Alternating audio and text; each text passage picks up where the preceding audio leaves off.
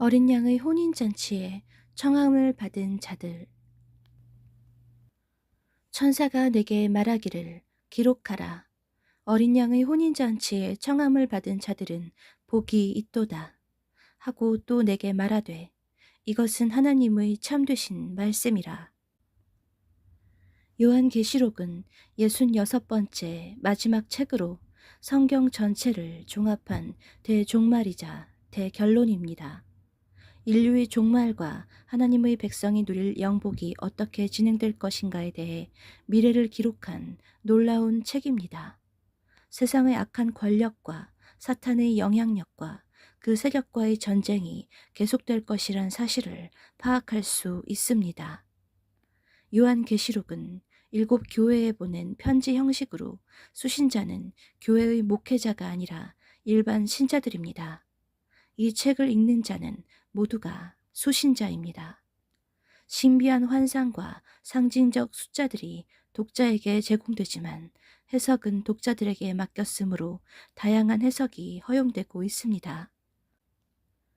그러나 성경 66권 중에서 가장 중요하다는 이 책은 교회로부터 소홀히 취급을 받고 있습니다.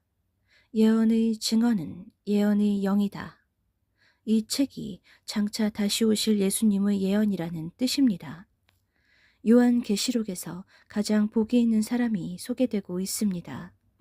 어린 양의 혼인잔치에 청함을 받은 자들입니다.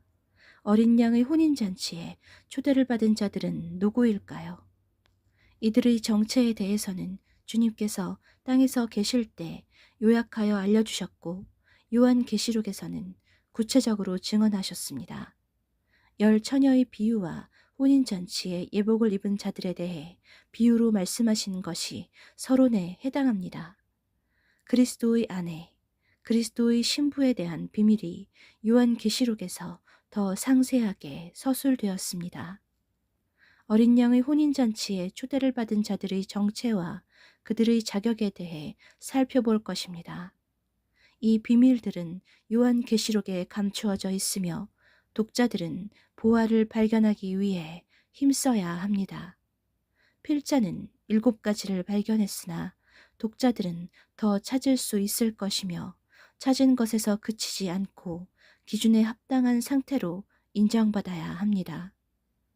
지식적으로도 알고 실천적인 삶을 통하여 합당한 신부가 되는 것이 중요합니다. 어린 양의 혼인잔치에 청함을 받은 자들. 지금부터 이들을 그리스도의 신부로 칭하겠습니다. 우리는 어떻게 살아야 휴거에 성공하고 혼인잔치에 들어갈 수 있을까요? 많은 신자들이 나름대로 이론을 가지고 있겠지만 가장 정확한 것은 성경적이어야 합니다. 성경에 기록된 대로 준비해야 하지만 우리는 이 조건들을 달성할 수 있을까요? 우리의 헌신하는 수준과 성령의 도우심이 충족된다면 불가능하지 않을 것입니다. 1. 신부는 요한계시록을 읽고 듣고 지키는 자들입니다.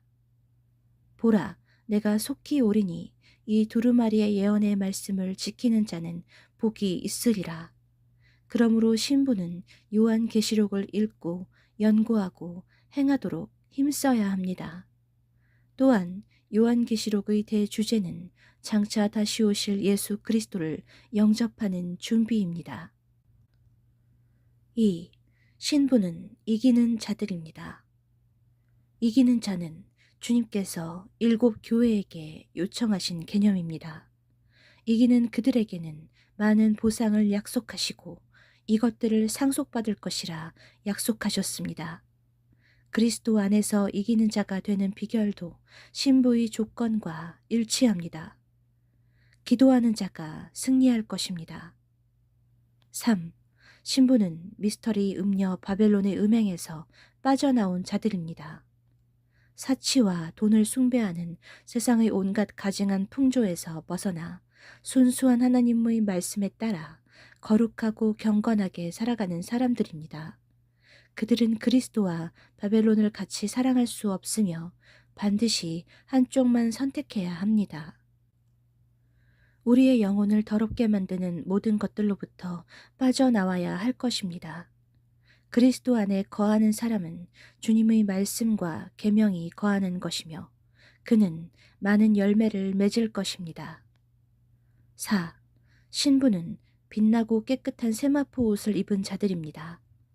세마포는 신부들의 옳은 행실을 상징하며 그들의 삶을 대변합니다.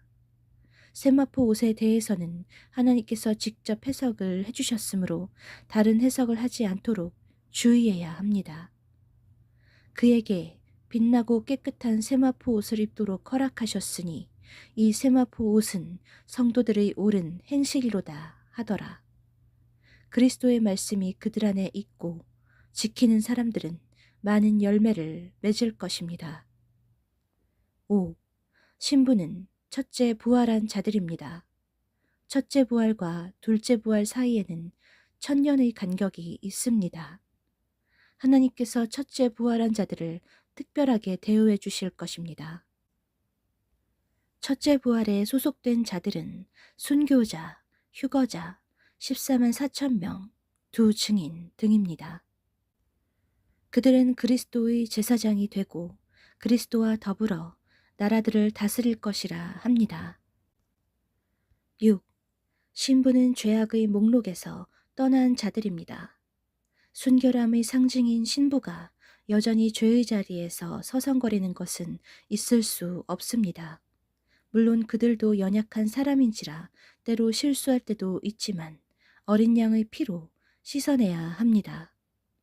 요한계시록에서 죄악의 목록은 7교회의 죄를 책망한 죄들이 있고 둘째 사망에 들어갈 죄의 목록이 있고 바깥에 들어갈 죄의 목록이 있습니다.